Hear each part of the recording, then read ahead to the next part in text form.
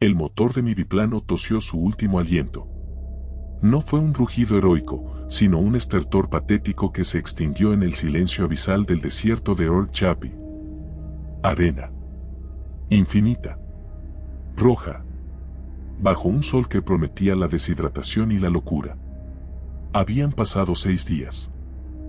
6 días en los que cada gota de agua se había evaporado con el sudor del pánico. La noche trajo consigo un frío espectral y, finalmente, a él.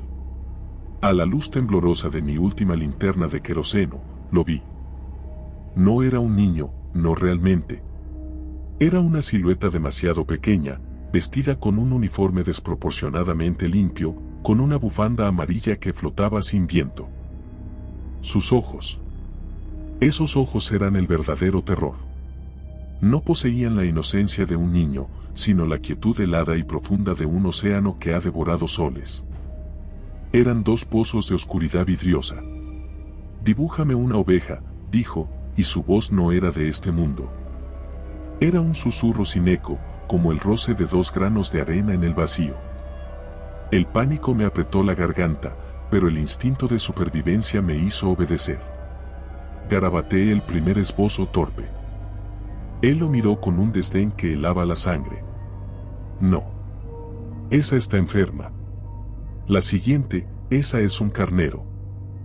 Tiene cuernos. Y la tercera, esa es demasiado vieja. Morirá». En ese momento, entendí que no estaba tratando con una mente infantil. Estaba ante algo que conocía el fin de todas las cosas. Finalmente, frustrado y al borde del colapso, dibujé una caja. Una simple caja. Esta es la caja. La oveja está adentro. Sus ojos se iluminaron, pero no con alegría, sino con una comprensión aterradora. Es exactamente lo que quería.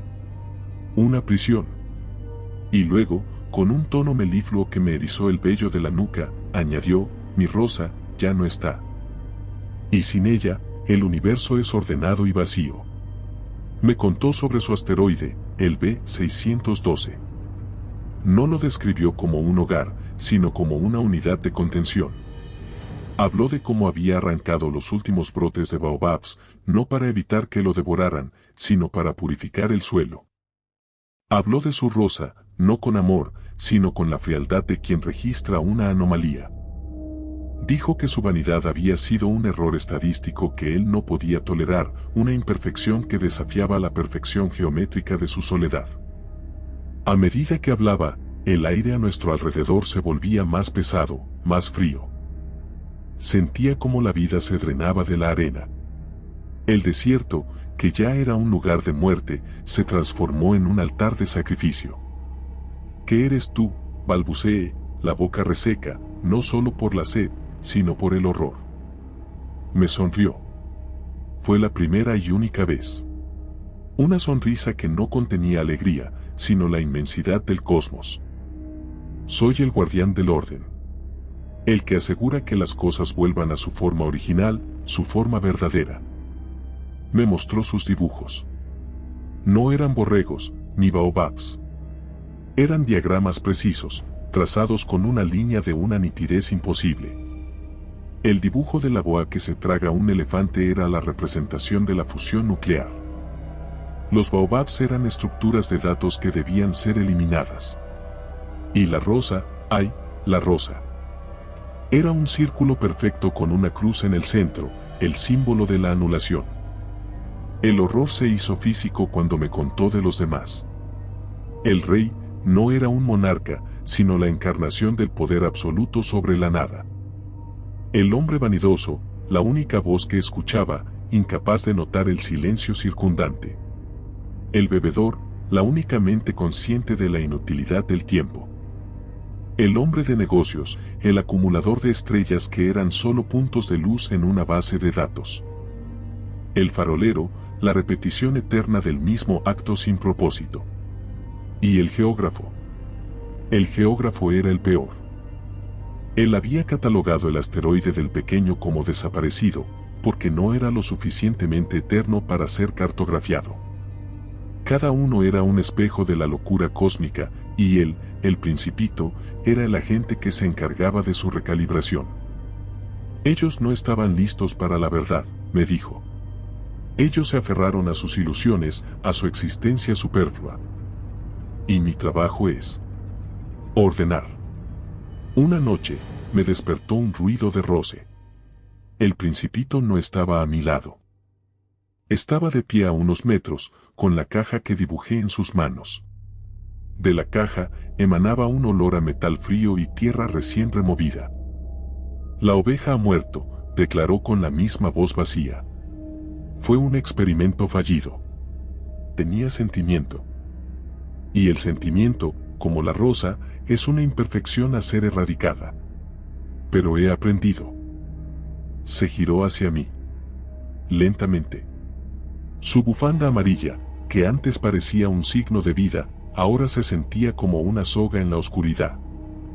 Sus ojos se fijaron en los míos, y sentí que no me miraba, sino que me registraba.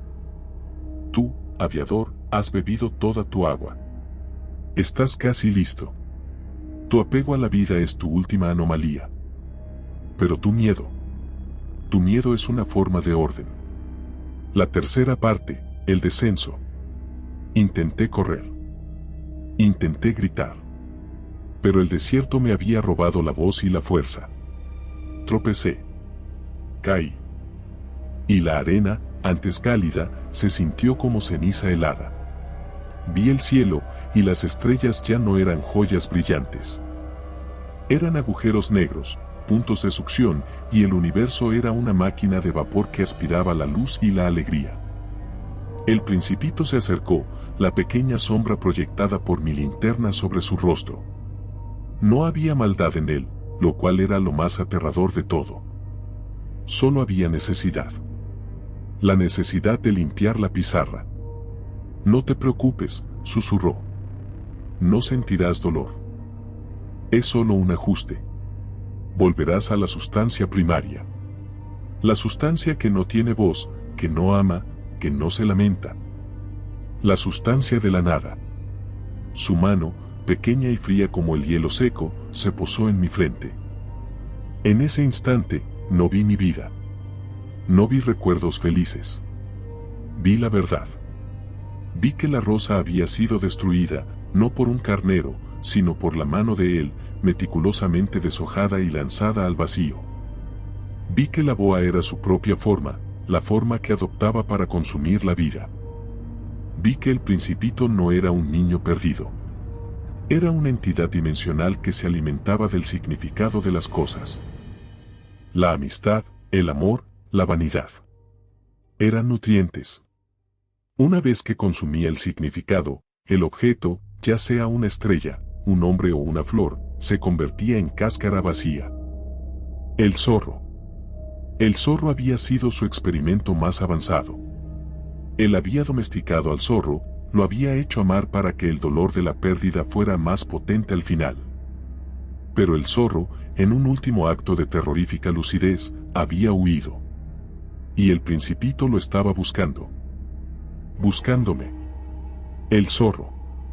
El zorro dijo que lo esencial es invisible a los ojos, le dije, con un último y desesperado aliento. Su mirada se volvió puramente negra, la oscuridad condensada de 1 billón de años luz. Un error de programación. Lo esencial no existe. Solo la forma. Y la forma se marchita y se convierte en polvo. Tú me diste la oveja en una caja. Ahora yo te daré la caja sin oveja. Su mano se hundió, no en mi piel, sino en mi conciencia. Sentí un frío inimaginable, el frío de la inexistencia. Escuché un crujido seco, como de papel antiguo arrugándose. Era mi identidad que se rompía. Mi mente intentó aferrarse a mi avión, al desierto, a mi sed, pero todo se volvía borroso, sin textura. Mis ojos estaban abiertos, fijos en su rostro, pero ya no veían. Solo registraban. El último pensamiento que tuve no fue de dolor, sino de una comprensión aún peor. Él no me estaba matando. Él me estaba vaciando. Me estaba convirtiendo en una cáscara, una unidad más para su colección de formas sin significado. Y el Principito sonrió de nuevo, una sonrisa de perfección geométrica, al ver el terror final reflejado en mis ojos muertos. Luego, se puso su bufanda y partió. Partió a buscar al zorro.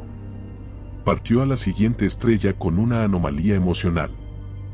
Y yo me quedé. Una figura inerte en la arena. Mi avión, mi oasis ilusorio, y yo. Ahora éramos parte del orden perfecto. Cáscaras. El guión debe tener mínimo de 1000 palabras. Fin del guión. Si te gustó el video, por favor dale me gusta y suscríbete al canal, esto nos ayuda a seguir contando historias. Gracias.